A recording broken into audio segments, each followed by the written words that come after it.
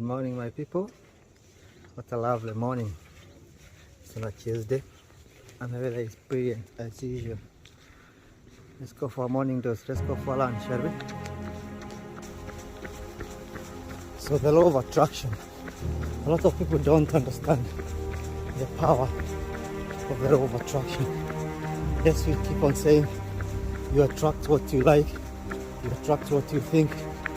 But the first thing you need to understand or to be wary of is the more effortless you are in doing things, the more effortless you are, the more or the greater the chances of you achieving everything that you've ever dreamt of. So if you're effortless in things, you're not here to harm the nature. That balance that the nature concerns, you're in tune. For example, if you go to a forest and you're in tune with the silence and the forest energy, where you're not distracting it, you're not blasting the music, you're not being sporadic, you're just trying to be in sync with the energy that you have in nature. That is how you become in tune with nature, because human beings have gone wrong because we came and we kind of took over. But that is not how nature works. You come and become part of it. So, and that is how you kind of start falling into this power. You see the animals, they don't need to know you. All they need to have is to have that feeling, that energy, because we transmit energy every time. You have that energy and they can feel it. And if your energy is to have them, if your energy is to be dominant, of course they are going to feel that. So the first thing you need to do is just be in peace with everything, mean well to everything. Every creature that walks, before you step on it and kill it, because you can. Think about, why am I killing it? What about if I leave it and it goes along with its business? Because you didn't bring it to this world. You didn't bring that being or whatever you think is relevant to the world. Everything has its place. This is the balance you need to achieve before you can even move on and do your own things, or you want your personal things to be achieved, or to come to fruition. Our minds love repetition. So whatever you've been programmed to do or to think, it's lazy. They just live as the animals. So whatever you think what you've been programmed when you're growing up, and I keep on saying this, you are influenced by the things that are around you. So you need to open yourself and be ready to reprogram, learn and relearn, learn new skills, learn new ways of doing things. Teach your mind how to, wire itself in the right way, because you find a lot of adults, but they're still thinking as kids, because this is how they were taught, and they never had a chance to learn and learn.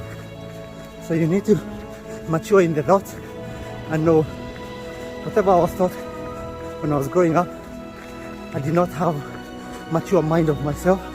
I was just following the crowd. I was following my influencers, I was following my parents, I was following my elders. But now, since I can, do 1 + 1, since I can use now my critical thinking, how do I now piece these pieces together to achieve whatever that I want to achieve? So we need to learn how to suppress the negative thinking, the negative thoughts. And the best way to start doing this, because everything is you exercise.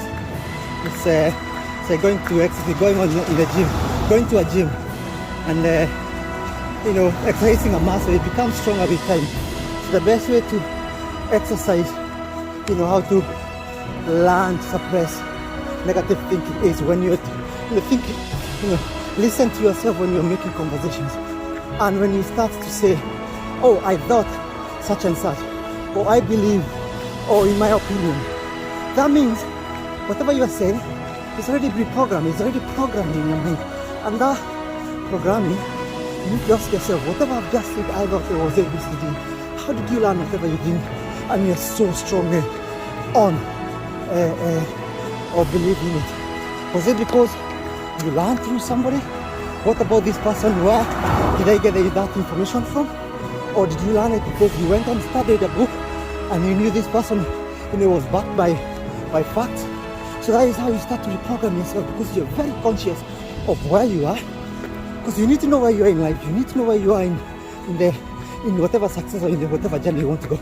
If I want to go to America and I'm still in Africa, I need to know that is maybe 24 hours away of flight. I'm so far off. But if I'm probably in Europe, I'm halfway through there. And that's a good start, because you're already aware of where you are. You're already aware of your thought process. And then you start to listen to yourself. Because a lot of people talk. And you don't take time to reflect, to really think about, what have I said? Based on what? Because people will give you very good facts. And especially our people, they are very good in giving people facts. But those facts, they think they are facts. They are baseless. So when you start to ask them, oh, and where did you learn that from? They'll say, oh, I learned it from something. Or where that thing, so that I can go and confirm it. They become defensive because emotions kicks in. They start to think that you're questioning them. But that's not the fact. That's not the point. You're not questioning them, but you're questioning their facts. If your facts are very factual, you should be able to quote them. You should be able to say, go to certain, go to a book, go to Google, type, ABCD, and you have those answers. And my facts will line with the factual world, because you might be in that cocoon of thinking, oh, my world is better. But remember, you're where you are because of your mind process. You're where you are because of your program. Unless you're telling me in that journey I want to go, for example, if it's a wealthy journey, if it's a happiness journey, unless you're telling me you've learned and you become now an SME, subject matter expert in that subject, I'm not going to believe you 100% unless you provide me with facts. And also, this is where it calls for self-awareness and self-criticism. You criticize yourself and ask yourself, start asking yourself those questions. And I see this a lot when, people start to kind of break down the religion. And I'm not saying I have nothing against religion. I'm just saying, when you start to think or to question yourself, why do I believe in what I believe? Why do I believe in it? I'm a Christian and I have my own beliefs. But when you start to kind of appreciate the base or the concept, now you're able to understand. Now you're able to kind of, choose from right and wrong. Because a lot of people out there, they go there and they start teaching religion, but they do not have any facts. They're teaching religion based on their personal beliefs. So you need to be able to kind of this person today's preaching is not aligning to what I really know, or it's not in sync with whatever. And this is just about an example I'm giving. So the moment you start to critically analyze things that you know, you become from that mental state, or from that state of autopilot, to the state of conscious awareness. You are conscious of everything. When I'm walking, I'm running right now, and you can see I'm still turning left and right, because I know I'm walking in a dangerous road. This is a live road, and there could be vehicles, so I'm not oblivious to the fact that I could get an accident. So that's why I'm very conscious. You see, so that at the corner, and there you go, a car approaches. So if I wasn't conscious of where I am and I'm in the middle of the road, I'm putting myself at risk. So those are the things you need to do. Life is not a rehearsal. So whatever you do in life, there's no tomorrow. There's no, you get very few chances to make it right. So when you have a chance to critically think, when you have a chance to ask genuine question, don't just ask for the sake of asking. Don't just ask because you feel like you want to annoy someone. Ask because if they don't know, when you have something to tell them, I thought this is what I've seen, and this is factual. And then you can have a mature conversation. Being against somebody's opinion, it's okay.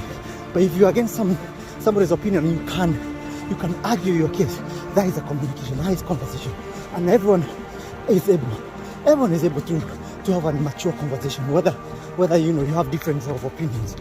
That is how we as human beings coexist and interact.